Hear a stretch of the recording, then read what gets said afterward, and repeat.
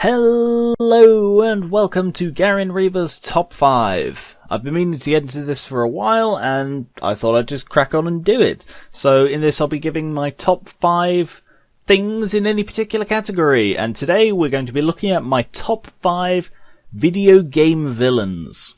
3 things to remember before I get started. These are my personal opinions, so please don't tell me I'm wrong. These are dependent on the ones that I have seen or experienced enough to form an opinion. And 3, this may contain spoilers, so be aware of that. If you're worried about spoilers, I've written in the description the franchises I talk about, just in case you're worried. So, starting off with number 5.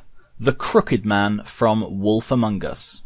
While his influence can be felt as early as the first episode, the Crooked Man really comes into his own when you meet him later on in the 5-episode series. Initially, from what you've seen and heard of him, it implies he's just going to be a generic loan shark gangster type.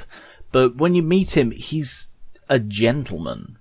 He's a gentleman who offers you a seat, who offers you every courtesy that you would if you were visiting an old friend. Yet there's this undertone of just, he's doing it for himself. You know he's doing it for himself. He knows he's doing it for himself. But he's certainly going to make it seem like he isn't. And throughout your encounters with him, he falls back repeatedly on this facade of gentlemanliness-ship. I think he can be summed up quite nicely by shaking your hand with his right and ordering a hit on you with his left. While fundamentally selfish and gangster-ish, he just has enough gentlemanliness-ish-ship to make him really interesting to talk to and interact with.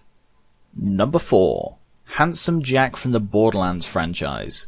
Initially appearing in Borderlands 2 and then going on to appear in the pre-sequel and Tales from the Borderlands, he is just interesting. I'll start off by saying I've not yet finished Borderlands 2, and I've not played pre-sequel at all, but I've completed Tales from the Borderlands, so please don't give any spoilers in the comments for the ending of Borderlands 2 or anything to do with the pre-sequel. I'd appreciate that. Thank you. Moving on. I'll start off by saying that Handsome Jack is a horrible, horrible person. He manipulates anybody he can get his hands on. He kills people at the drop of a hat just because they said something weird or looked at him funny or anything really, any excuse he can find. And he essentially made his own daughter a drug addict in order to obtain more power. But he's just likable. He's fundamentally likable. You can't hear one of his little monologues and not laugh and not find him funny and surprisingly charming. The writing in Borderlands 2 is so much better than in 1, and Handsome Jack at least capitalizes on that, if not is the main reason for the overall increase in writing quality. There's a point early on in 2 where he has an interaction with a character I really liked from Borderlands 1, and I hated him after that conversation.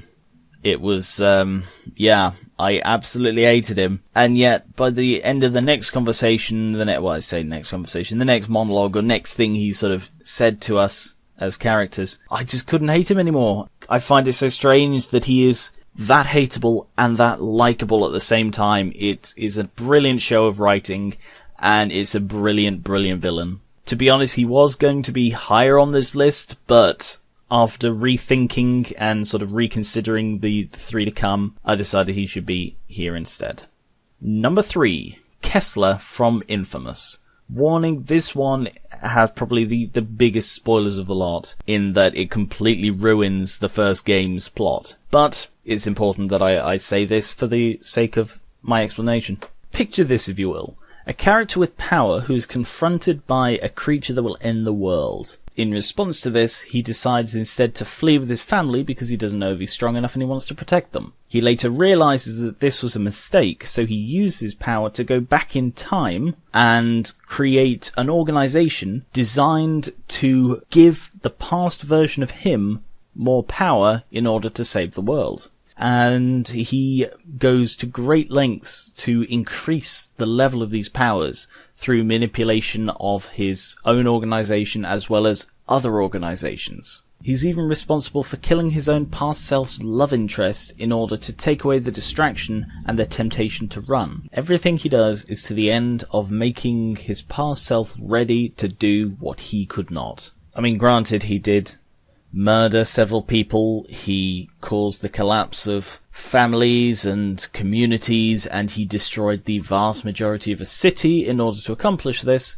but it was all to the end of saving the world. And to be perfectly honest, if spun a different way, that is the story of a protagonist who overcomes difficult choices for the greater good. And that is the backstory of Kessler from Infamous. He is the protagonist's future self trying to save the world by forcing you, the player, to do what he could not. And if there's anything that makes a good villain, it's someone whose motivations could be mistaken for a protagonist if it was cast in a different light. Number 2. Azrael from Undertale.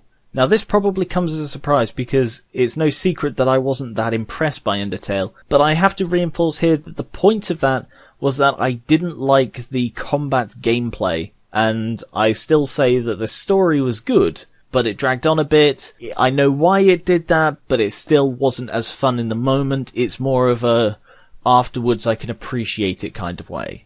I'm not going to go into the full details of why Azrael is a good villain, because to be honest there are probably 1,000 essays about that online. I'll just stick to the basic parts. Azrael isn't a bad guy. He is a child who was manipulated by his best friend into almost doing something evil, and then changed his mind at the last minute before being mortally wounded anyway. He was then trapped in a body which was forced to relive the same confined world forever. And every time he'd die, he'd go back to the beginning and do it all again. Imagine being trapped in one game for your entire life, and that is all you can do. You would go insane. Even if it was something as expansive as, say, Skyrim. There are a lot of hours of play in Skyrim, but they will reach a point where you have done everything. You can't have mods, you can't change anything beyond what you can actually do in game, and you would go insane. And you would kill everyone, because it would alleviate the boredom for a while. And that is essentially what Azrael had to undergo. As I said, there are probably thousands of essays which explain why he's not a villain so much more than me, so much better, so much everything. But the bottom line is that he is the antagonist of the game, and that's why he's on this list. But he's in second place because he is one of the best villains from any game I've ever played. His motives, his backstory, his future story, I guess, they all come together to create a very good character. And finally, number 1, GLaDOS from Portal and Portal 2. And if you didn't see that coming, you don't know me very well, because I love GLaDOS. She is one of the best characters from any game I've ever played, and that includes villains. She's wonderfully sarcastic, really dark humour, and Portal 2 GLaDOS is so much better than Portal 1. Portal 1, it was very much just a monologue of, trust me because you have no choice, I betrayed you, trust me anyway. Whereas Portal 2, she really got character. She was put into a situation where she had to rely on you. Some of the stuff she says is just so well written. It's just so good. And for an almost omnipotent AI, she has some brilliant human moments where she just has to be petty because you just can't resist in those situations. And she understands that and she follows through with it, and it's just so funny. I've done full playthroughs of Portal 1 and 2. I suggest you go check them out if you're interested in seeing what I mean, because GLaDOS is just one of the best written characters in anything, and she is by far the best video game villain. And that concludes Gar1onriva's top 5 video game villains. If you had any that you think should be on this list or shouldn't be on this list or something like that, feel free to tell me in the comments. But please do not include any spoilers for any franchise I've not mentioned, because there's always the possibility that I or somebody else in the comments have not played those games and therefore don't know about it. So by all means tell us who you think it should be, but please don't go into great detail about why you think they should be. Thank you very much for watching. If you like this, I intend to do more top 5 in the future, and even some bottom 5 if that's what people would like to see. So thank you very much, and I will catch you later.